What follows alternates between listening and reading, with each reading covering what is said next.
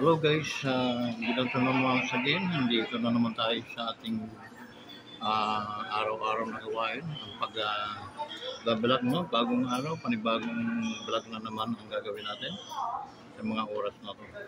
Guys, unang-una, shout out po sa ating mga Hawanders, no? Scattered around the world, lalo na ating mga OFWs na mga solido, no? Mga solid na Hawanders, okay? Mga butas, guys, salamat po talaga sa inyo. Tapos puso akong nagpapasalamat sa inyong taghilig, sa inyong mga pagtitiwala at sa inyong pagiging tapat sa ating channel. So magandang hapon sa inyo lahat. Shout out po.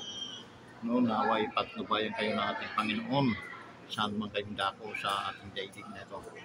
So guys, shout out sa ating mga OFW dyan sa Hong Kong, no? Ingat po kayo palagi, okay? Maging dyan sa Singapore, okay? Shout out mega shout out sa inyong lahat dyan, no? Dyan sa Macau, okay? Bahrain, PSA, no? Europe, no? Roma, Germany, ibang Europa, no? Shout out sa inyong lahat, lalo na ating mga magagandang dilag dyan sa Russia, no? So sana matigil ng higwaan ang giyera. Naranas mo ngayon na ang talo ko dyan yung mga sibilyan. Okay? So magkaisang lahat, bukusin ng sa dakilang pag-ibig ng Panginoon ang inyong mga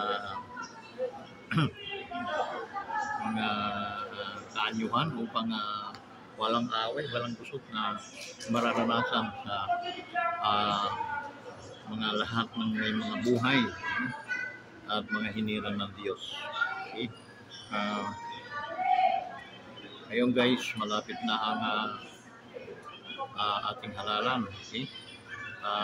Mamimili na naman kayo ng inyong mga tunay na mga maglilingkod. Kaya hindi yung mga mandudugas lang, hindi yung tunay na maglilingkod. Okay? Tayo ay nasa lokal, no? Natural lokal muna natin, no? Pero unahin natin yung mga sa PDP laban ang ating ibuto, yung mga ini-introduce ni Pangulong Duterte, no? Doon may katiyakan tayo, okay? Mga taon yun, okay? 10 ang kanyang mga inutusang bumili ng suka. Okay? Mga bumibili ng suka. Okay lang yun kaysa isinusuka. Ang kalaban naman nila ay isinusuka. So puro mga magic ang ginagawa nang hindi po talaga solusyon sa nagiging problema ng ating bansa. Okay? So doon tayo nagkamali at huwag na tayong uling magkamali pa. Okay? Kamali tayo dahil inakala natin magiting at magsigasig na leader, presidente o hari ng ating bansa, ngunit yung pala ay huwad. So nakita natin ang kahuyag-huyagan ng panunungkulan ng isang presidente at ito ang nangyari sa atin, no? Talagang kahit man saang dulo saang dako ng mundo ay tayo pinagtatawanan. Okay? So yun, lalo na dito sa Asia, no? Kahiya tayo. Okay? And then itong government na ito, for a matter of 3 years, no? Walang nangyari. Pero parang hinigop ng gutom na gutom yung pera ng Pilipinas, no? Mas malaki pa kaysa budget ni Pangulong Duterte for his 6 years. 6 na taon na may mga pandemic pa. Okay? Yung budget na ginawa nito ni Marcos ay mas malaki pa ang kanyang nawaldas kaysa winaldas ng mga presidenteng nakakomplito ng 6 na taon sa panunungkulan bilang isang presidente. ayon sa statistika na computation, no?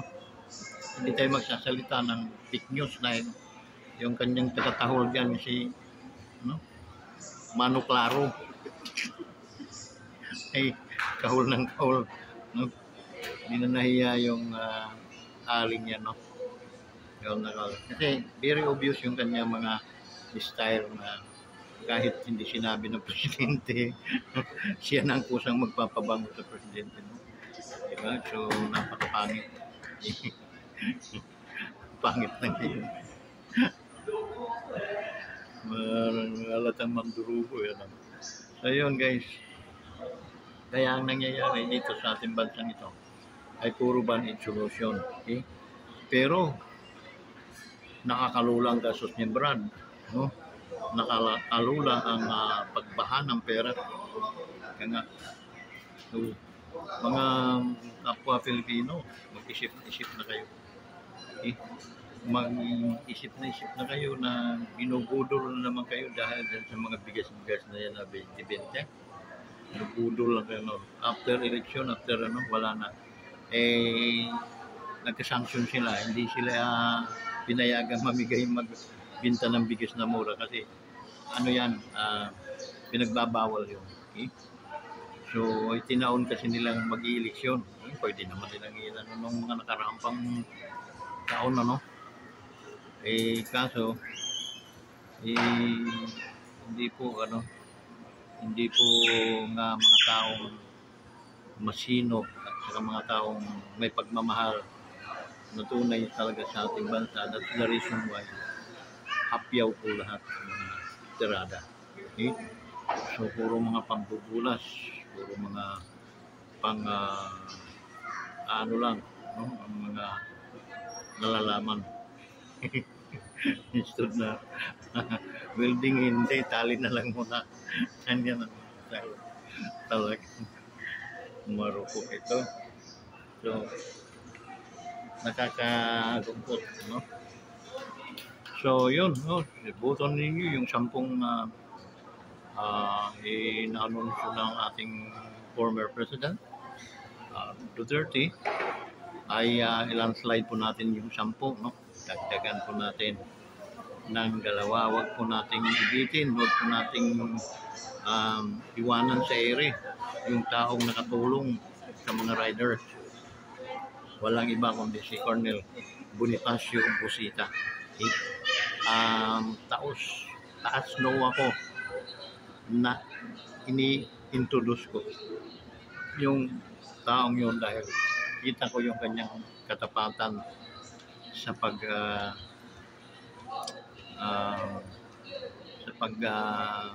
subaybay sa mga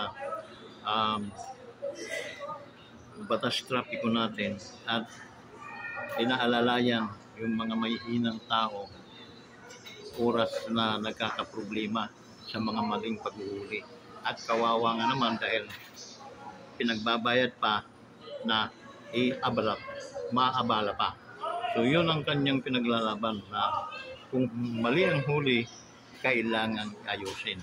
Kailangan itama yung mga pagkakamali ng ating gobyerno. So doon pa lang. No? At alam ko mananalo ito. Okay? Mga kapwa guardians, mga riders, o aking mga kamag-anak sa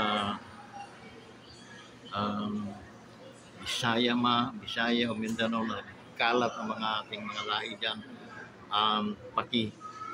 Kunin nyo yung tangkilikin po ninyo yung inano ng ating Pangulo, former President Duterte, for Senador, para Senado, magkaroon naman ng magandang imahe ng Senado. At the same time, idagdag po natin si Colonel Bonifacio Busita, riders at mga kinaapi sa lansangan ang kanyang mga tinutulungan. Hindi ka po namin pababayaan, sir. Okay? Hanggat mayroon kaming may tutulong, itutulong din namin sa inyo. Ganon din ang iyong pagtulong sa aming mga riders, pag-unawa mo at bigay solusyon sa mga problemang hindi naman kami may mga kasalanan. That's the reason why, guys, okay, Bonifacio Busita, ilagdag po natin kung sa 10 na mga senatorial candidate ng ating Pangulong Duterte. Okay? Landslide natin sila. Huwag na po natin silang bigyan ng pagkakataon. Naalala niyo yung 8 diretso? Ganon, diretso sa Orodoro. Ganon ang gawin natin dun sa 12 lang, ay 10 na lang pala din. Yung pinagmamalaki. So wala na yan. Bali-bali ng mga sungay niya. Kaya mga nandiyan, sila Pacquiao, alam mo. Big sila dito Soto, ay naku, wala na yan. Mga laos na yan. Hindi nagagawa ng matino ang mga yan. So yung guys, dito naman sa lokal, okay, wake up mga pagsanghin nyo, na ako'y nananawagan sa aking mga kapwa guardians, no? Tangkilikin natin si ang Arisa Abilia team, no? Landslide na rin lang natin para wala nang hukus-hukus. Kumbaga, landslide natin yung mga tsaka na natin husgahan naman pag sila ay nasa panunungkulan na yung mga konsihal na bayan once na nanunungkulan na at sila ay hindi tutugon sa kanilang mga alituntunin, ay saka naman tayo magano dahil may eleksyon pang susunod. 3 years lang naman yun. Ganun lang kasimple. So kailangan sila ay magpakita, ibubuto ninyo sila, natin sila solid, landslide dun sa mga konsyales, Arisa Abilia. Guys, kung bakit Arisa Abilia, makikita natin yung kaibahan ng panunungkulan dahil ang rumors nga doon kay si Arisa daw ay Mayor Arisa, hindi naman daw tagapagsangan. Pero may batas naman tayo. Pag ito meron na ng mga ilang buwan, 6 months lang naman ang hindi lang naman 6 na taon na si Mayor Arisa dito, no? Kasi sa kanya itong Arisa mo. So matagal na. And means, meron siyang karapatan. Okay? And then yun nga, nanalo siya nung unang term. So hindi po kakayanin kung ano man ang kanyang mga layunin.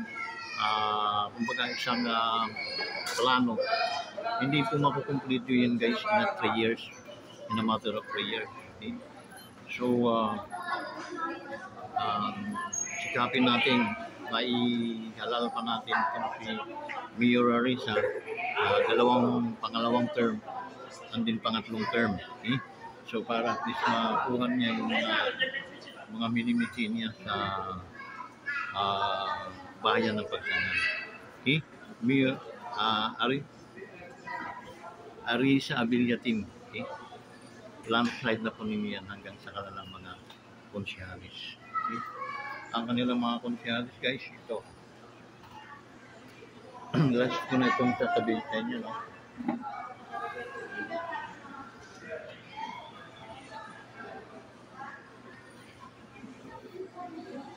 Ito. Team Arisa Abilia. Okay? Mayor Arisa Kuya Cesar. Vice, ito yung mayor natin.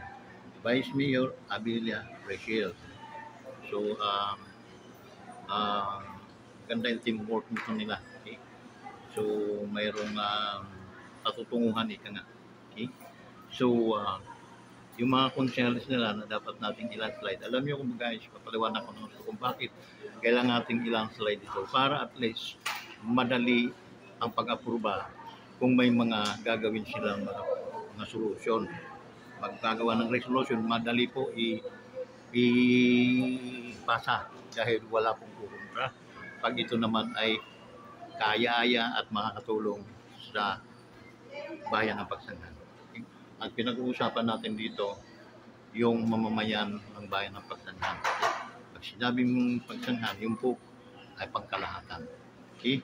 So that's the reason why na pinili natin yung Arisa Abilia team. Okay? Dahil yung negosyo at padamihin ang trabaho at negosyo Yung po ang siyang ang kanilang vision, kanilang pananaw sa bayan ng Pagsangan. Guys, marami na naman pinagkatiwalaan nating mayor, vice mayor, siya. Pero hindi po nila na-hit yung dapat nilang gawin. So, binigyan na sila ng pagkakataon, ngunit hindi nila ito nabaho.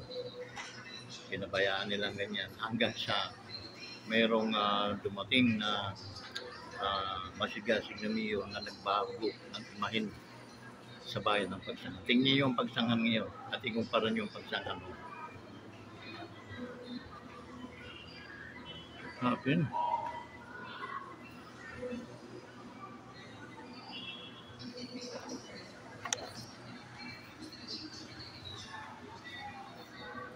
Ayun guys. So ang kanilang mga councilors ito, Aquino Tony. Tony Aquino, Buena Dichi Mamada, Fabian Bambi, Madriaga, ito si Madriaga, taga-Buboy ito, engineer to. Babylonia, ito yung kapitan ng Samparukan. Principitik, ito naman yung kapitana ng Barangay Binyan. Natapos po niya ang 4 na termino. Guys, patungkulang bilang isang lingkod kapitana, no, ng Barangay Binyan. Actually guys, ang Barangay Binyan, para madaman kung isa po yan sa pinakamalaking barangay ng Pagsangan. And then sa Vincent Cap, ito naman ay kapitan din naman ito ng Sabang. Bata pa yan pero masigasig. Masigasig ang karunungan. And then Trinidad Nick, ito naman yung tinig ng mga may kapansanan, tinig ng PWD. So, tangkilihin ko ninyo itong mga konsyal na dala-dala ng Arisa Abilia. At yak, mayroong magandang hinanotnan ang bayan ng Pagsangan. So, guys, yun lang, no? Paki-likes po ninyo, paki-subscribe, at mga hindi pa nag-subscribe sa ating mga yung ating mga kakampi dito sa Arisa Abilia, kindly subscribe po ninyo ang ating YouTube channel, Wanderers Motovlog TV. At the same time, huwag po nating kakaligtaan. Lagay po natin palagi sa ating puso, hindi sa isip, ang team Arisa Abilia. Arisa Abilia team. Yun lang ang pag-asa ng Pagsanghan upang magkaroon pa ng magandang pag-angat ang bayan ng Pagsangan. Take a look. Tingnan nyo ang surrounding ng Pagsangan today. Hindi siya katulad ng mga parang naging low class na bayan. Paano na siya? Pausbong. Marami nang makikita dyan mga food center. Kaya nga, mayroon ng Jollibee, McDo, lahat ay andyan na sa bayan ng Pagsangan. Darating yung panahon, magkakaroon ng airport pa ang bayan ng Pagsangan. So, wala din pong mangyayari kung hindi po natin sila bigyan ng pagkakataon, lalo na ang ating mayor, ating mayor, no, na si Kuya Cesar. Hindi po yan makakagalaw oras na hindi po natin sila susuportahan. Ito yung time, no? Pagdating ng Mayo 12, yun po ang oras na suportahan po natin ang ating mayor at ang ating Arisa Abilia team, buo nilang kasama ang 8 nilang konsyales. So guys, panawagan ko sa aking mga kapwa guardians, dugo to dugo, Mabuhay ang guardians. Ako nga pala si um, FRNG uh, Joshua Velarde, okay? Dating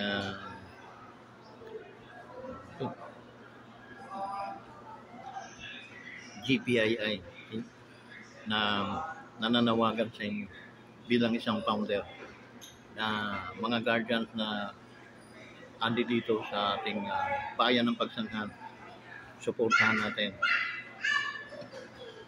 ang ating kadugo, ang ating kapwa guardian na si Kuya Cesar para sa pangalawan niyang termino. Okay? At ilabit na natin ang kanyang vice mayor na si Rachel Abella. Okay?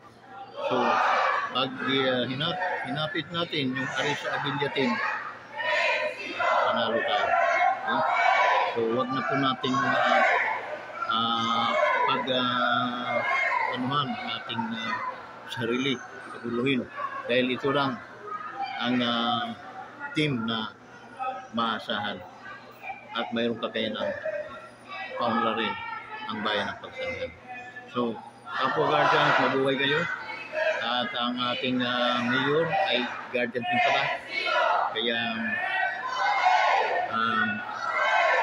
yung dugo na nananalaytay sa kanyang mga ugat ay siya ring dugo na nananalaytay sa ating mga ugat. Kaya mabuhay ang guardian, patubayan tayo ng ating Panginoon. Nandito na lang, maraming salamat po sa inyo. Bye-bye.